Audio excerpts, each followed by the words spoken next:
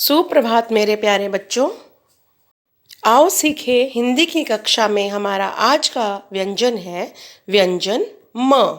व्यंजन म। ये है व्यंजन म। कौन सा व्यंजन? म। म से मछली। म से मछली। तो बच्चों चलो आज सीखते हैं व्यंजन म कैसे लिखते हैं। शुरू करें। पेंसिल को बिंदु पर रखा और एक सीधी छोटी रेखा लगाई इस प्रकार से।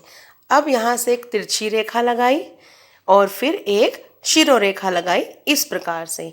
अब हम एक सीधी रेखा बनाएंगे जो इस शिरोरेखा को छूते हुए निकलेगी इस प्रकार से। ये बन गया हमारा व्यंजन म। व्यंजन म।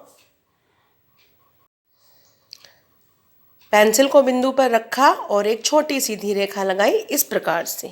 अब एक छोटी तिरछी रेखा और एक शिरोरेखा लगाई इस प्रकार से। अब एक सीधी रेखा लगाई जो इसको छूते हुए निकल गई इस प्रकार से। अब फिर एक शिरोरेखा लगाई। ये है हमारा व्यंजन म। तो बच्चों हम कौन सा व्यंजन सीख रहे हैं? व्यंजन म। म से मछली। पेंसिल को बिंदु पर रखा, एक छोटी सीधी रेखा, फिर एक छोटी तिरछी रेखा, फिर एक शिरोरेखा और फिर एक सीधी रेखा इस प्रकार से और ऊपर एक शिरोरेखा। ये बन गया बच्चों हमारा व्यंजन म। कौन सा व्यंजन है ये बच्चों? व्यंजन म। म से मटर भी होता है बच्चों। तो बच्चों ध्यान से देखो व्यंजन म को कैसे लिखते हैं। पेंसिल को बिंदु पर रखा और एक छोटी सीधी रेखा लगाई इस प्रकार से। अब एक तिरछी रेखा, फिर एक शिरोरेखा लगाई इस प्रकार से। अब एक सीधी रेखा बनाई जो इस शिरोरेखा को छूती हुई निकल गई इस तरह से और ऊपर एक शिरोरेखा। ये बन गया हमारा व्यंजन म। लेकिन बच्चों ये हमारा गलत है। क्यों?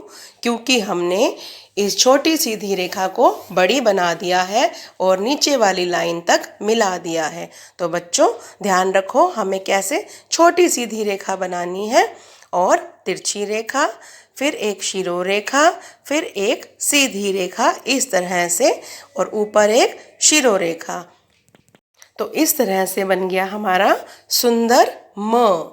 तो बच्चों आपको भी इसी तरह से अभ्यास करना है व्यंजन म का और अपनी पुस्तिका में सुंदर सुंदर व्यंजन म लिख के दिखाना है।